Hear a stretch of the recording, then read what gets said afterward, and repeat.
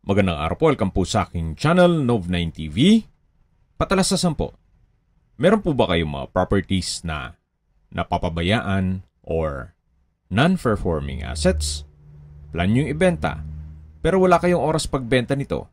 Kung ito'y pagkakatiwala nyo po sa amin, tawag lang po kayo sa aking numero, usap po tayo, gawan ko po ng video for free. Yes, libre po. Wala po kayong babayaran. Tutulungan pa namin kayong mabenta ang inyong property. Kami na po bala sa marketing, sa boosting,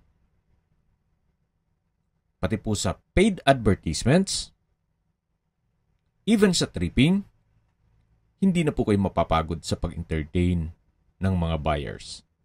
Kami na po bala sa lahat. Tawag lang po kayo.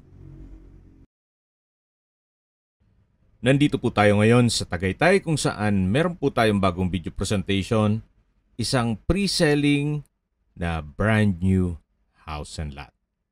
May lot area po ito na 180 square meters at may floor area na 210 square meters. May 3 bedrooms with own toilet and bath, family room, covered carport. Sa ngayon, may mga makikita pa kayong materyales gawa ng ongoing po ang construction at finishing touches na lang ang kulang dito. Ito po yung naka-centralized water heater. Tiled po itong flooring ng garahe. At yan naman po yung harapan ng bahay kung saan meron pong spasyo. May glass walls and windows na nag-serve as natural sunlight at meron pong setback paikot ng buong bahay. 2 to 3 weeks na lang po ay tapos na ito. Or may ito turn over na po ito sa inyo na ready for occupancy. Welcome po dito sa bahay ni Architect kung saan napakaaliwalas po, napaganda ng floor plan at ito po yung living area. Sa dulo po ay may access door na papunta naman sa open lanay. Yan naman po yung glass wall and window na nag-serve as natural sunlight. Yan po yung open below, double high ceiling. At ito pong tiles ay 80 by 80 ang sukat. Yan po yung hagdan at dito naman po yung dining area na meron pong access door papunta sa service area. At sa dulo naman po yung formal kitchen na may kitchen countertop, wall-mounted kitchen cabinet, at storage ng kitchen utensils. Meron na rin pong built-in na gas range at range hood, may stainless sink with faucet, kitchen drawer, at storage ng kitchen utensils. Meron din pong kitchen window. May outlet na rin po para saksakan ng rice cooker or microwave. Yan po yung hagdan at sa dulo naman yung living area. Dito po sa under stairs ay meron pong powder room. Kompleto din po. May hand wash basin, water closet, bathroom window at tiled bathroom wall. Ito po ang powder room. Check natin yung ibang parte ng bahay. Dito naman po sa ilalim ay pwede pong lagyan ng understair storage. At mula po dito, check natin itong unang kwarto. Na kung meron man po kayong PWD or senior citizen sa pamilya, itong kwarto na to ang para sa kanila. May sliding glass window, pin lamps, wardrobe, at may sariling toilet and bath. Nakumpleto din po ang bathroom fixtures gaya ng hand wash basin, bathroom countertop, water closet with bidet, shower, tiled bathroom wall, at bathroom window. Hindi na po kailangan ng hot shower set gawa ng centralized na po ang water heater. Ito po ang first bedroom. Labas po tayo. Yan po ulit yung dining area na may access door papunta sa service area. Yan naman yung living area na may access papunta sa open lanay. At ito na po yung hagdan o staircase na naka-wooden handrail at railing. Meron din po itong staircase window. Nag-serve sa as natural sunlight dito sa hagdan. Yan po yung modern chandelier. Then may pin lamps. Akyat po tayo, samahan niyo po ako. At nandito na po tayo sa second floor. Ito naman po yung second bedroom. May customized glass window, center lamp, pin lamp. Maayos naman po ang pintura ng ceiling at wall, pulido. At meron din po itong sariling toilet and bath. From floor to ceiling po ang tile bathroom wall. Then may walk-in closet. May hand wash basin, water closet, shower, at bathroom window. Yan pong mga nakikita nyong hindi pa tapos ay upon turnover, 100% fully finished na po ito. Balik po ulit tayo dito sa my hallway.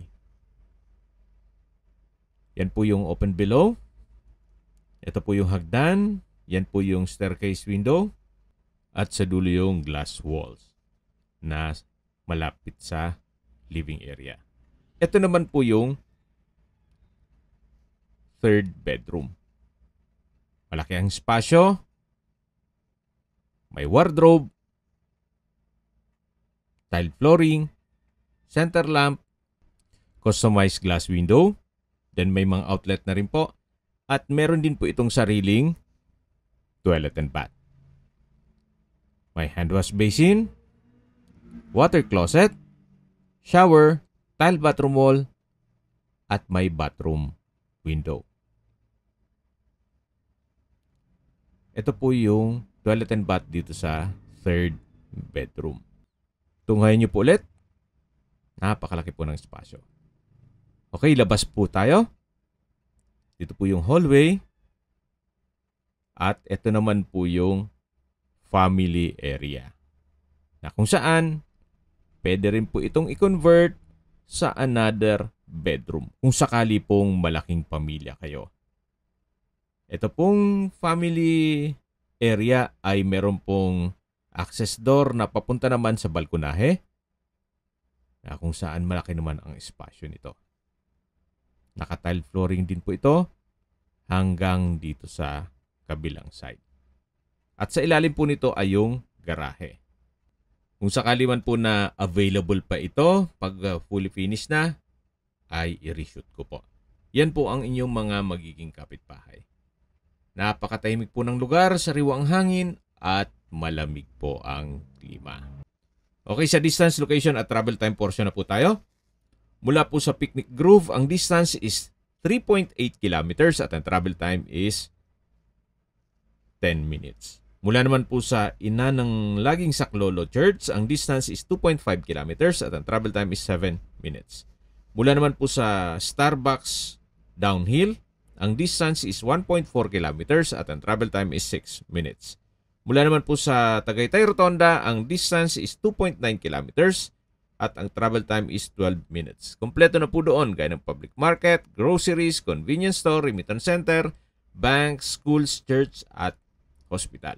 At yan po yung lagi kong binabanggit sa inyo na dapat nyo i-consider sa paghanap ng property ay yung meron pong malapit na hospital. Hindi ko naman po sinasabing sakitin kayo. Yan naman po ay for emergency purpose lang naman. At mula naman po sa Calax, ang distance is 16.9 kilometers at ang travel time is 34 minutes. Mula naman po sa Manila o sa airport, ang distance is 56.4 kilometers at ang travel time is 1 hour and 36 minutes. Ito po yung tinutukoy ko na access door papunta sa lanay. At ito naman po yung setback. Okay, sa presyo na po tayo. Binebenta po ito ni owner sa halagang 13 million pesos net. Ibig pong sabihin, si buyer na po ang sasagot sa lahat ng taxes at expenses with regard to documentation. Kung may mga katanungan po kayo, tawag lang po kayo sa aking numero. At sa mga kababayan naman natin nasa ibang bansa, meron po akong WhatsApp, Viber, Telegram at Signal. Same number lang po, 0917-316-3399. Sa mga nagtatanong naman po ng aming Facebook, meron po aming Facebook page na Nov9TV at Facebook Real Video. Meron din pong TikTok at Instagram. May ibang YouTube channel po kami, the Nov9TV channel,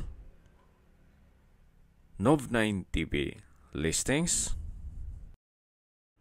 Nov9TV On The Spot, Nov9TV Updates, at Nov9TV House Rental.